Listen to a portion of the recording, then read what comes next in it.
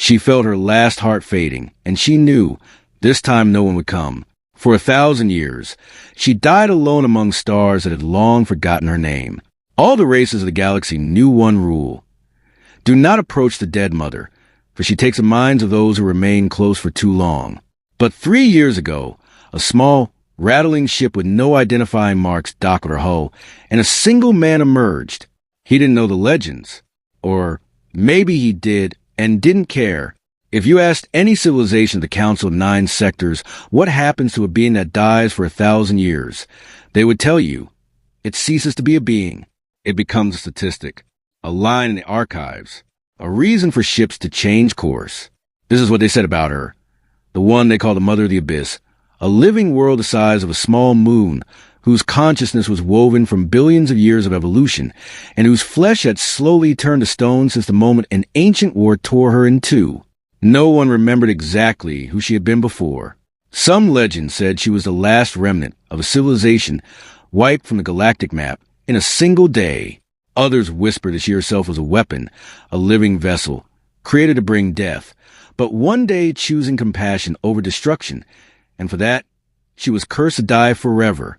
The truth lay somewhere in between, but no one cared anymore. To the galaxy, she was simply a fading beacon in the void, a place marked on maps in red with the words, "Do not approach." And then he appeared. His name was Daniel Rowe, and by any standard of high civilization, he was a nobody. Not a soldier, not a scientist, not an emissary of a great empire. A simple man from Earth, a planet most races still considered a savage backwater, too young a species to have a voice among the stars. He had no mission, no orders. Only the aged scout ship he'd inherited from his father, and a stubbornness that seemed ingrained in his very blood. He found her by chance, lost and quadrant marked on all maps as a zone of avoidance. His engines were failing, his fuel was running low, and the only place he could reach was her, a gigantic, cracked, dying mass of flesh and stone, drifting among the wreckage of her own past.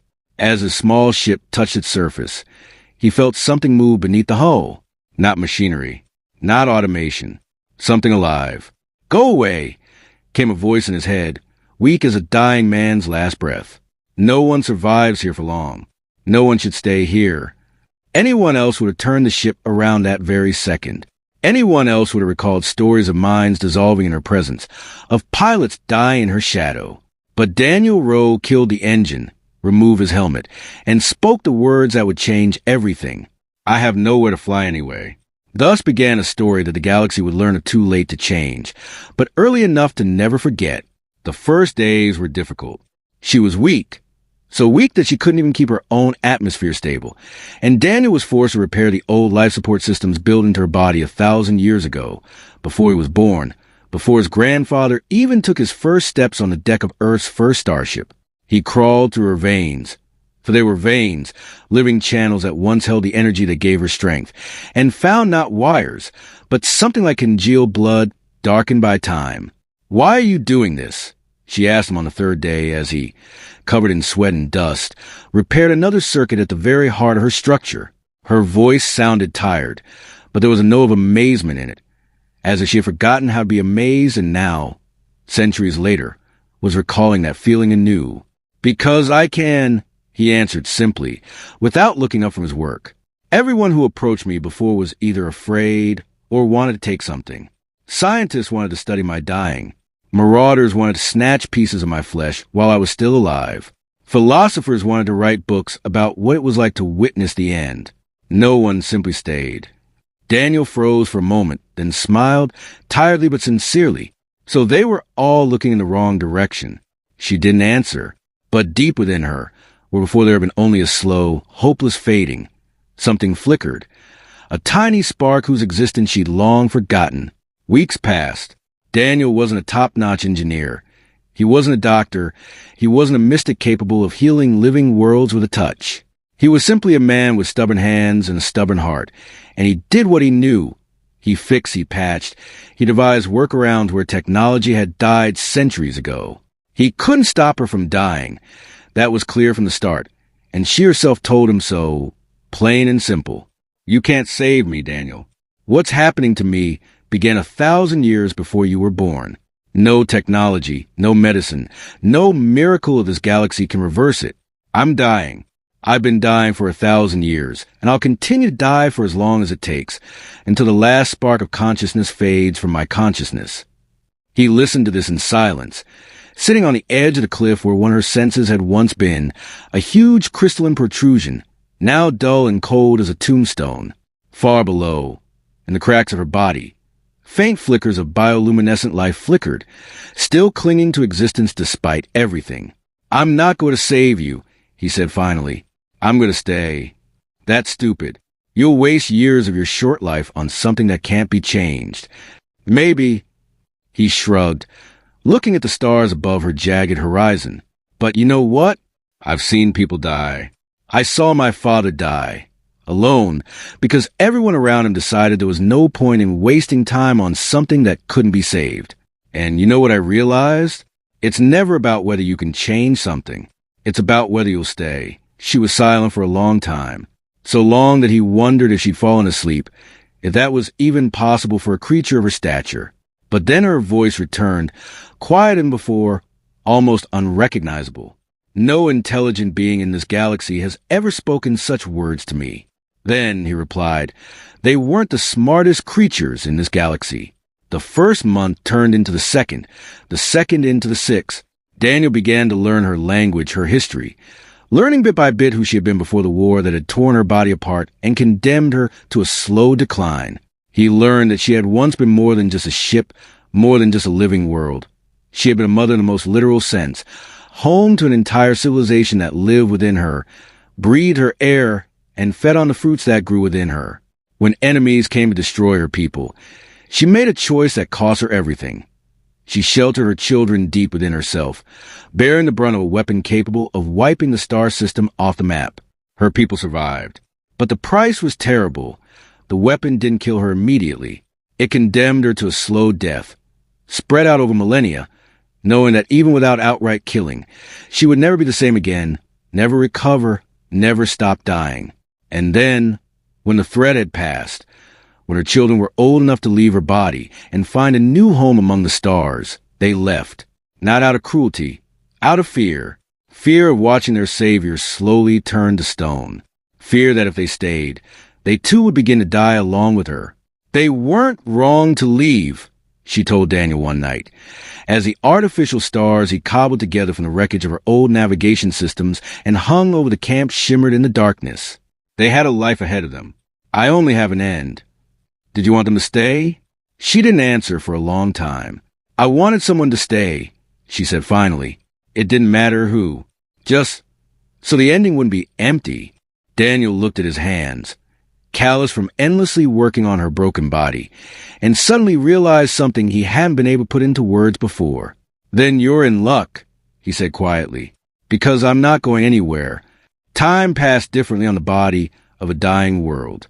Days merged into weeks without sharp boundaries, because her own perception of time had long ago lost its familiar human logic. For a being whose lifespan was measured in millennia, a month was no longer than a breath.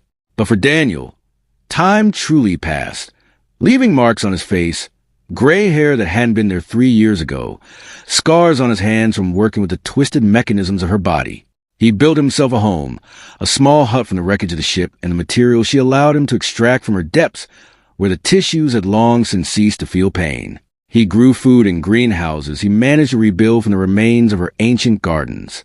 He spoke to her every day, not because it was necessary for survival, but because silence felt like a betrayal. He told her about Earth, about the blue sky, which she had never seen, born in the depths of space.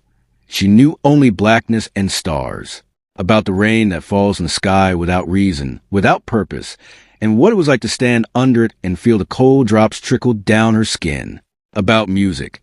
He even sang to her, out of tune and clumsily, old Earth songs he remembered from childhood, and she listened as if they were the most beautiful sounds in the universe. She told him of her children, what they were like before they grew up and left her, of their first steps through the corridors of her body, of their laughter echoing through halls now silent and dark. She spoke of the war, not as a chronicler dryly recounting facts, but as a mother who still felt the pain of every loss. And gradually, word by word, Story by story, something grew between them for which there was no precise name in any language of the galaxy. Not love in a romantic sense. It was too great, too old, too different for that. Not friendship in the conventional sense. Too much separated them. Scale, time, the very definition of life. But there was something real. Something that grew through the cracks of her dying flesh. Like a last stubborn shoot refusing to give in, even when everything around her said there was no hope.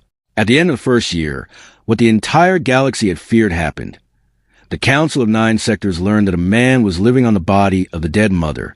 A ship arrived, sleek, modern, bearing the emblem of one of the galaxy's oldest and most influential species, the Zellerites, beings whose wisdom and technology surpassed that of humans by millennia.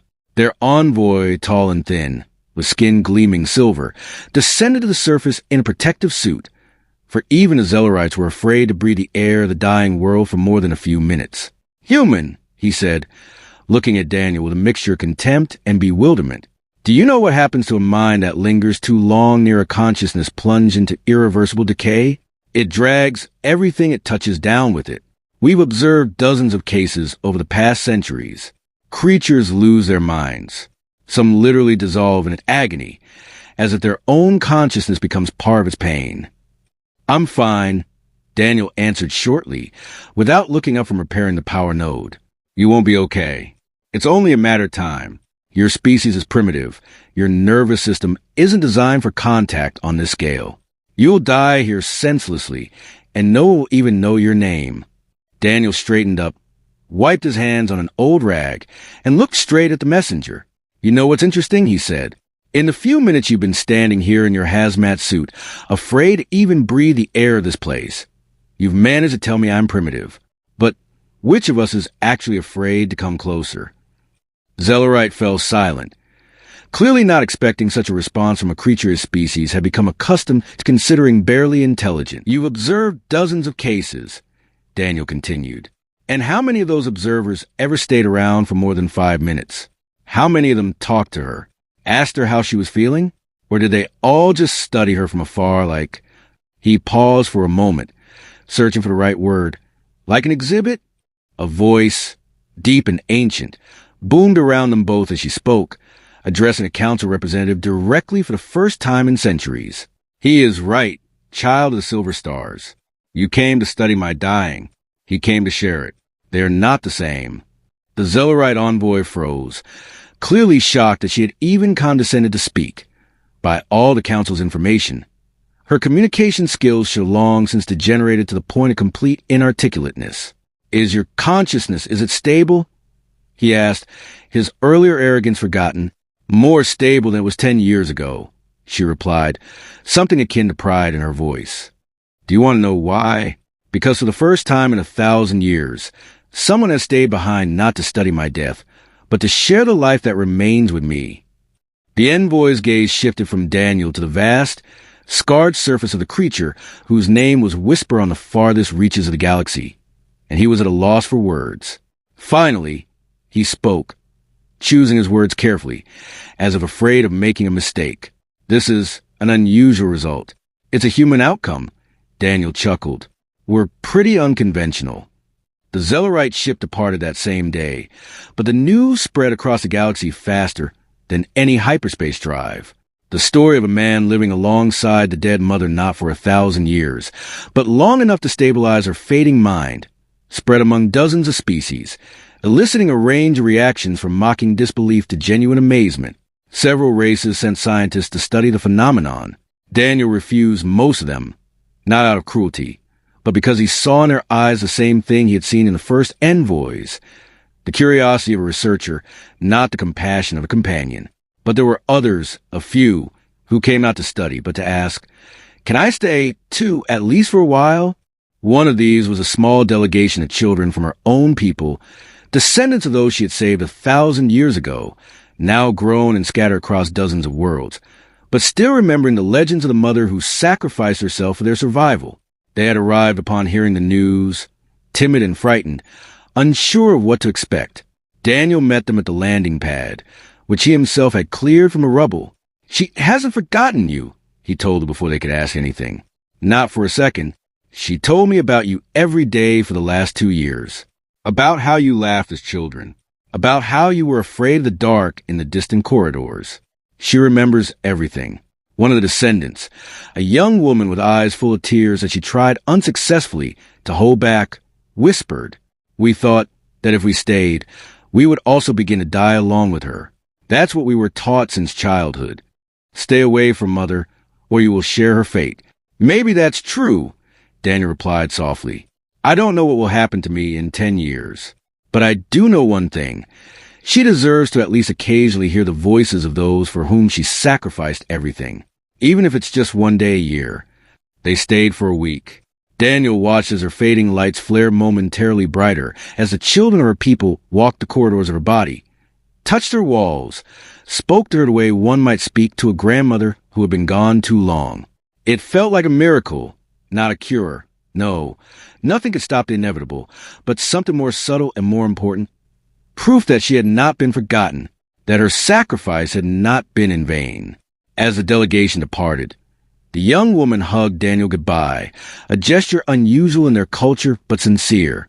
"Thank you for staying with her," she said. "We've been ashamed for too long. We'll come back now. Every year. I promise." And they did come. Not every month, not as often as Daniel would have liked, but regularly. Small groups of descendants of her people, who gradually restored to her fading life what she had been missing for 1,000 years, the present of those she had once saved. The second year flew by faster than Daniel expected. He continued to patch her body where he could, knowing it was only temporary, a way to ease the pain, not stop the process. His own body was changing. The unusual atmosphere, the strange radiation of her fading consciousness, years of physical labor without the usual comforts of civilization had left their mark. But his mind remained clear, sharp, alive, defying all the Zellerite predictions. "You're changing," she told him one day as he lay gazing at the artificial stars above the camp, too tired to fall asleep right away. "Your body is aging faster than it should for someone your age." "I know," he answered simply. "Does it scare you?" He was silent for a long time before answering. "You know what scares me more?" he said finally. "The thought that I might never have met you. I might have lived an ordinary life, died in an ordinary bed, and never known that somewhere in this crazy, vast universe there was a being who sacrificed everything for those he loved, and died for 1,000 years completely alone because everyone around him was too afraid to stay. That's what really scares me." She was silent for a long time, and when she spoke again, there was that tremor in her voice that people have when they try to hold back tears, although, of course, she had no eyes, no tear glands, no anything human at all. And yet the emotion was real, impossibly, undeniably real. "In 1,000 years, Daniel Rowe, you're the first person who's told me you were glad to meet me. Not glad you could study me. Not glad that you can write a legend about me. Just nice to meet you. Because it's true," he said quietly. "You've changed the way I look at everything. At life, at time, at what's truly important." The third year began differently than the previous two. Daniel sensed it immediately, on the very first morning. Something had changed deep within her structure, in the very rhythm of her fading breath. He was no doctor, no scientist, but in the 2 years he'd spent with her, he'd learned to sense her body almost as well as his own, and what he felt now was a cold, heavy premonition he didn't want to voice. "You're weakening faster," he said one day, watching as one of the last glowing gardens deep within her body began to dim. "Yes," she answered simply, without fear or drama, as if stating a fact about the weather. 1,000 years is a long time, even for a being of my stature, Daniel. Everything ends. Even dying cannot last forever." He sat silently, looking at the dying lights, and for the first time in 3 years he felt the thing he'd been trying so hard to avoid all these months rising in his throat. The realization that sooner or later this moment would truly arrive, and no force in the universe, no human stubbornness could prevent it. "What time is it?" he asked quietly. "I don't know exactly. Months. Maybe less than a year." He didn't run. He didn't turn away. He simply nodded, slowly, as if accepting a sentence he'd long known but been afraid to admit, and said the only thing he could. "Then I will stay until the end. You've already given me more than I could have hoped for in 1,000 years of solitude," she said. "You don't need to make that sacrifice. It's not a sacrifice, he replied firmly. It's a choice. And I already made it 3 years ago when I shut down my ship's engine and decided to stay. I'm not going to change my mind now when it matters most. The following months were a strange mixture of grief and beauty, the likes of which Daniel had never experienced before. He watched her body slowly lose the last vestiges of life, watched the bioluminescent gardens fade one by one, watched the last echoes of the systems she had once created to provide a home for her children fade away. But at the same time, he saw something else, how her consciousness, instead of fading into despair and emptiness as it had 1,000 years before his arrival, was now filled with calm, almost a sense of peace. I was afraid of dying alone, she confessed to him one night, when the artificial stars above the camp shimmered especially brightly. For 1,000 years, I feared exactly this, that the last thing I would feel would be emptiness, that no one would notice when I finally faded away completely, that my life, my sacrifice, would dissolve into the void without a single witness. Now you know that's not true, Daniel said, placing his palm on the cold stone of her surface, where she once said the most sensitive part of her body had been. Now I know, she agreed, and there was gratitude in her voice too deep for words. The descendants of her people came more frequently in those final months. Knowing that time was running out, they abandoned all their affairs in distant worlds to bid farewell. They came with entire families, bringing children who had never before seen the legendary mother of their people, but now stood on her fading surface, listening to stories of the sacrifice that gave them life. Daniel watched from the sidelines, feeling a strange mixture of grief and pride. He wasn't part of her people. He wasn't a hero of an ancient war. He was simply a man who one day shut down his ship's engines and decided to stay. But somehow, that very decision became the spark that brought back what she so desperately missed in her final years. The presence, the memory, the love of those she'd saved. A month before the end, she asked him for the only thing in all 3 years of their life together. Tell me about the rain again, she asked.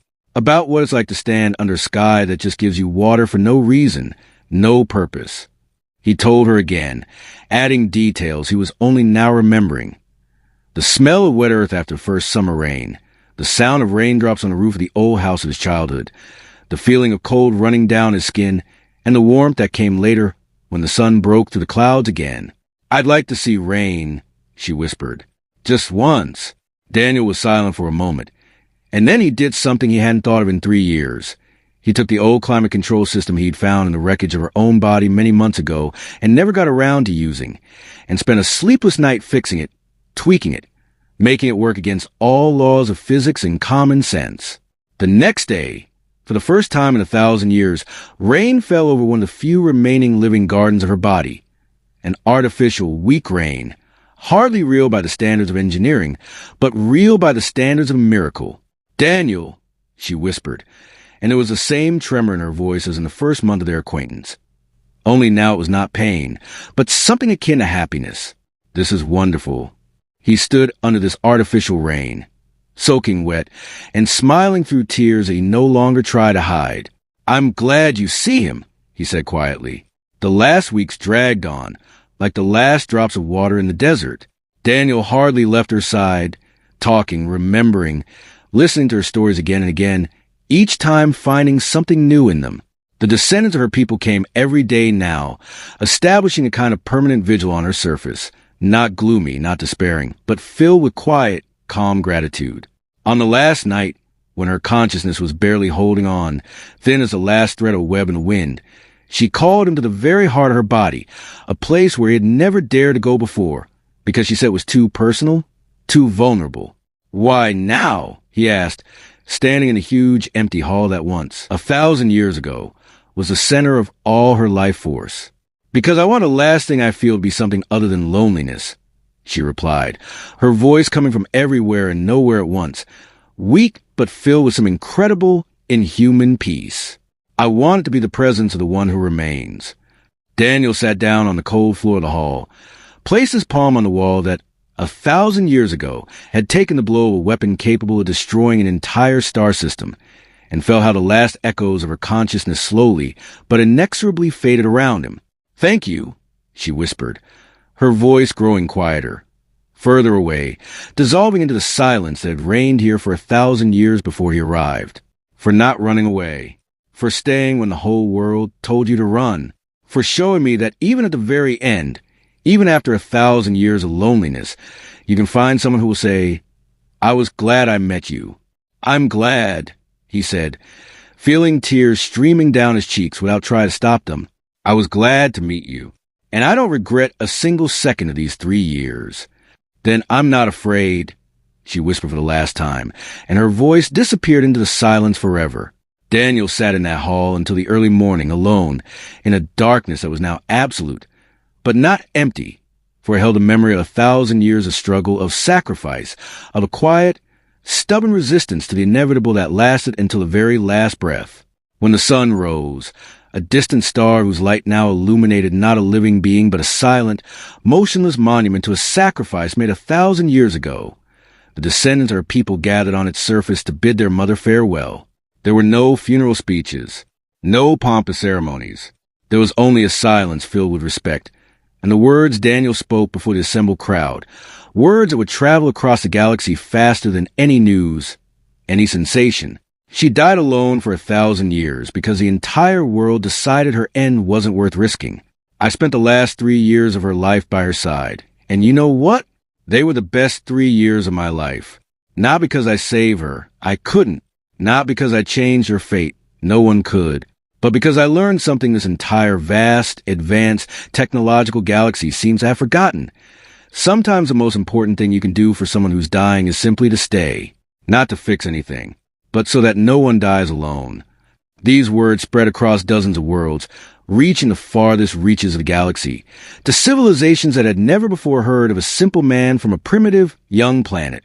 Some called it foolishness, wasting years of a precious, short human life on a being who could not be saved. Others called the most humane act they had ever heard of, for only humanity, with its short, fleeting, incredibly precious life, could truly understand what it meant to give someone your time irrevocably, without any hope of reward, simply because it was the right thing to do. Daniel Rowe remained on the body of what had once been the dead mother long after she had faded, helping her descendants transform the place not into a graveyard, but into a living monument. A garden where the children of her people came to tell their own children the story of sacrifice, of 1,000 years of solitude, and of 3 years that changed the ending of that story forever. And when he was once asked, years later already gray, already more marked by time than most people his age, if it had been worth it, he merely smiled and said the words that have since been repeated throughout the galaxy by those few who understand the true price of human stubbornness and human compassion.